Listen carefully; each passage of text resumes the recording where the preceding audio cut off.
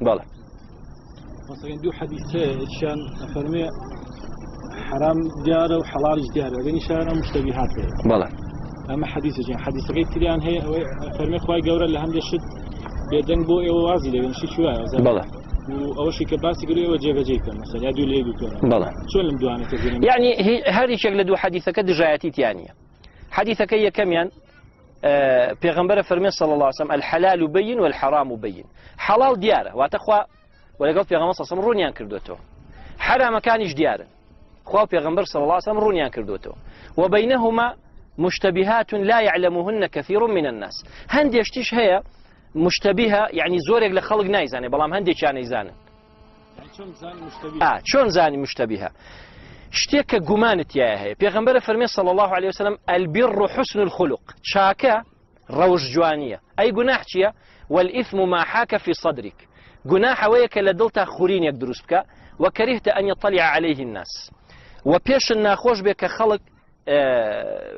شلون الله بيزانه بۆیە پرسیارەکەی جەناب دەوەیە ئایا کە پێغەمبەر صلی الله علیه و سلم فەرمی حەڵال باس کراوە و حرام باس کراوە و لەگەڵ حەدیثێکە فەرمی هەندێک شتەیە مەسەلەن کە باز نەکراوە لێ دوورکەونەوە ئەم دوو حەدیثە دژایەتی نییە لەگەڵ یەک تۆ ئەو شتێک کە حەڵالە دیارە ئەوەی کە حرامە دیارە ئەی شتێک کە دیار نەبوو ئەوە بزانە هەر شتێک لە دڵتا گومانێکی دروست کرد پرسیاری بۆ بکە لێ دوورکەوەرەوە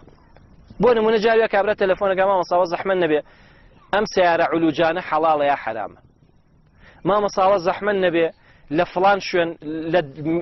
دعوتك من إيشكم لأوروبا قوشتي حيواني تيافرشتي وقوشتي برازيشي تيافرشتي ها برسياري بوكا شتيك اللي قماني يعني أو شتاني كبقمانة توازي لي بينه بويا في غنبر فرميتي صلى الله عليه وسلم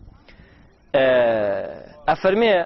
أو شتيك قمانتي دع ما يريبك إلى ما لا يريبك أو إيك قمانتي وازي لي بينه بو شتيك قمانتي يعني وهندي اشتت كخواي جورا بيدنگ بولي ايو برسياري ليه مكان يعني هندي اشتيا مثلا سيري بنو اسرائيل كا خواي كاتك انسان ككابراكيان كشت خواي جورا بي فرمون چی بكن بقريك يعني مانگايك سر ببرن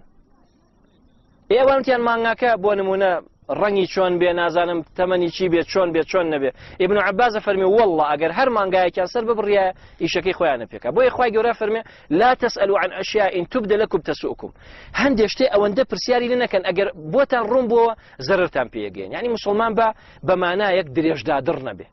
اشتي كتو اعتياد يزاني وحلاله او حرامه واشتێکی گومانت هەیە بۆی بپرسە کە گەیشتە ئەنجامێک تەواوی ترەوە نە بە شوێنی ئەمەڕۆ مسلمانی وایە تەلەفۆنەکە و مامۆستایە جوابیاتەوە بە ئایەت و حەدیث جا تەلەفۆن بۆ یەکێترەکە اینجا تەلەفۆن بۆ یەکێترەکە ئێجا هەر مامۆستاکان نایە بەیەکە مامۆستا تۆ واڵێ ئەی بۆ فڵان مامۆستا وای وت ئەی مامۆستا ئاخر و مامۆستا کاکە دەچی داوە لەوە تەواو تۆ ئەگەر قەناعەتێ بە من هەیە بە منێ وتووە ئەم شتە تەواو من کە وەڵام مایتەوە تەواوی تر وازی لێ بێنە یعنی ئەوە بە شوێن شتانە ڕوا ئەو حەدیثە ئاوا جەمع کرێ لە نێوانیە